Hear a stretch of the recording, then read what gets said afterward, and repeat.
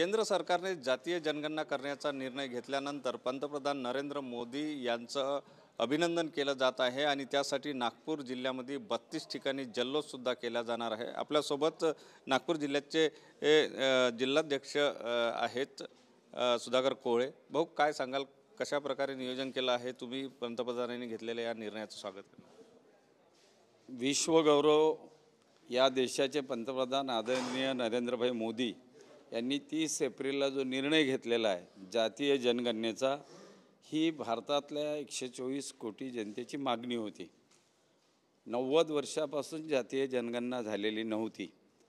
त्यानंतर आतापर्यंत दोनदा जनगणना झाली, पण त्यात SC आणि ST जातीचाच फक्त डाटा देण्यात आलेला होता आणि त्यामुळे हे जातीय जनगणना व्हावी ज्याच्यातून सामाजिक आणि आर्थिक सर्वेक्षण झालं पाहिजे।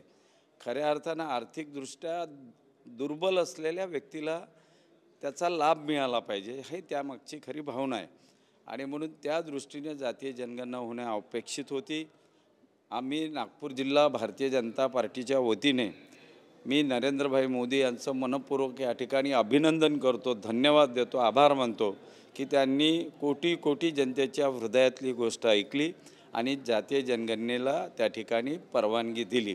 आणि म्हणून नागपूर जिल्ह्यातल्या 16 पंचायत समिती स्तरावर भारतीय जनता पार्टीच्या माध्यमातून उद्या 3 तारखेला सायंकाळी 5 वाजता त्या भागाचे आमदार महोदय, माजी आमदार महोदय, भारतीय जनता पार्टीचे ज्येष्ठ नेते, पदाधिकारी, कार्यकर्ते, मंडल अध्यक्ष हे सर्व मिळून मोठ्या प्रमाणात त्या ठिकाणी जल्लोष करणार आहे। माननीय नरेंद्रभाई मोदींचे आभार मानणार आहे, आनंद व्यक्त करणार आहे, कारण हा 140 कोटी भारतीय जनतेच्या मनातील आनंद आहे, तो व्यक्त करण्याचा आम्हाला संधी मिळाली आहे। हा कार्यक्रम होणार आहे। नक्कीच नागपूर जिल्ह्यामध्ये 32 ठिकाणी अशा प्रकारे हा जल्लोष केला जाणार आहे आणि भाजपकडून हा जल्लोष केला जाणार आहे। Cameraman size, Sunil Dhage, TV9 Marathi, Nagpur.